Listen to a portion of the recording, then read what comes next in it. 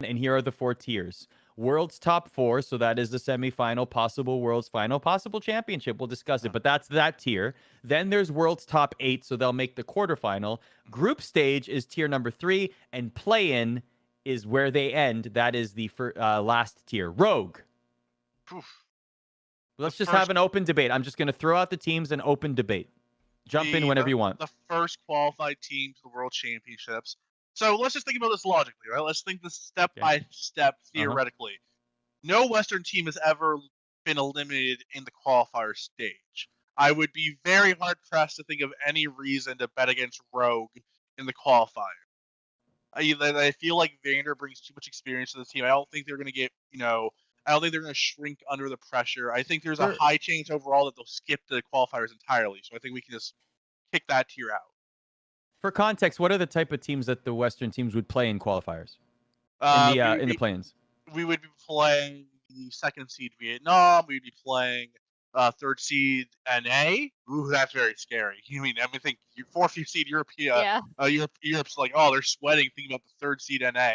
Well, this is what I'm wondering. Are they? Because I honestly forget. Are they dividing it into pools? Because if you end up as like European 4 seed against Chinese 4 seed, that's going to be tough. I believe. I'm assuming that it's they're doing it by like pool 1, pool 2, pool 3. I believe by like general standards, the pool 1 seeds will be NA 3rd, Korea 3rd, Europe 4th, and China 4th. And China 4th. Okay, so that would mean they wouldn't play each other. Yeah, if they all win out in group stages, if they all do great in group stages, they won't match each other in the do or die best of 5s.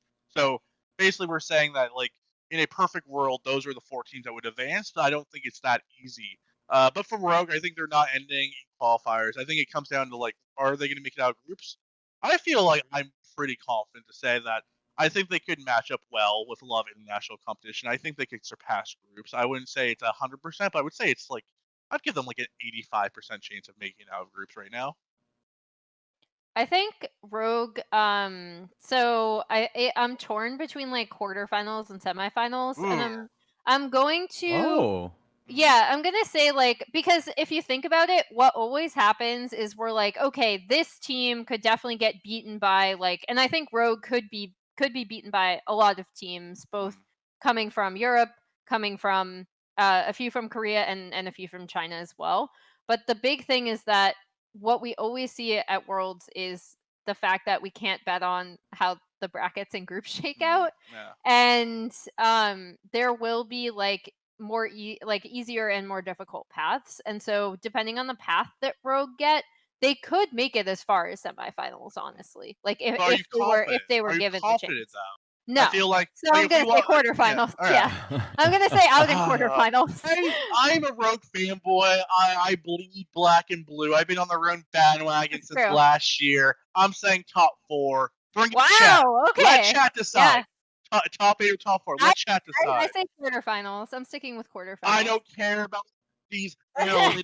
I don't care if Rogue throws all the time in the mid game. I don't care if they might not be the most mechanically talented team. If you match them up with the IGs, the damn ones, and the tops of the world, they're making top 4. I believe in my boys. I believe in the black and blue. Give me Rogue top 4.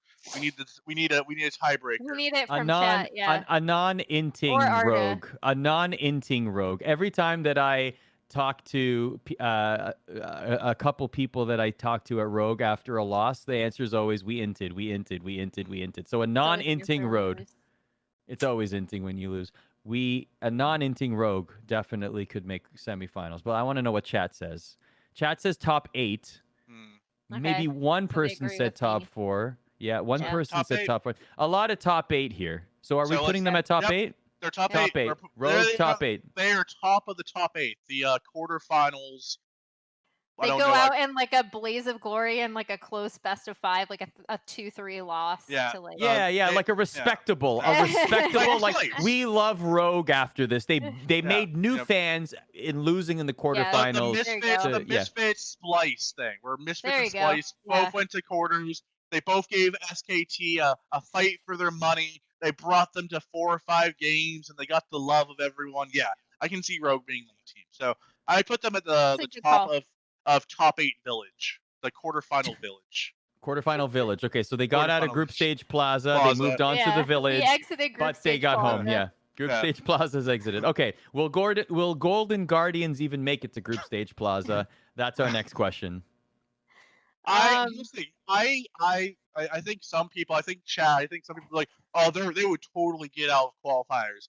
But I do think Golden Guardians have, I mean, not just because of their mid laner, but I do think they have a lot of like very similar qualities to the Clutch Gaming team of 2019, and for all we want to talk about how DeMonte got destroyed by the top mid laners in groups, he performed very well during the qualifier stage. I know they did have a few hiccups in the group stage, but they destroyed Royal Youth and Closer, who now is DeMonte's partner on Golden Guardians.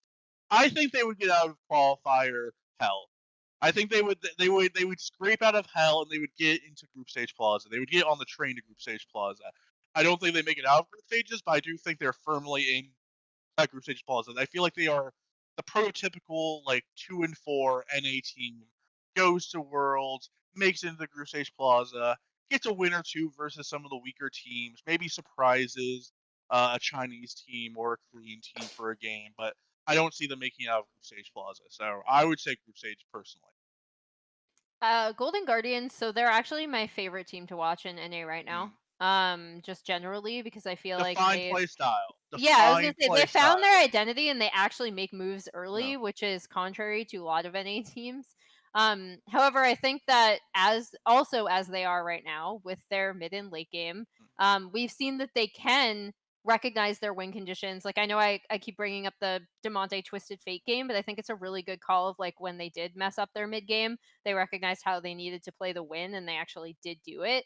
I think you have enough intelligence on that team that they can do it. However, as they are, they wouldn't make it out of groups. I don't think. So I agree with you. I just wanted to give them a shout out because like there's also the caveat that if they can continue to hone their play style and work on simple stuff like back timings and minion wave control and that kind of thing, they could end up being a lot better than what we are seeing from them right now. But I agree. I think it'd be really difficult for them to make quarterfinals.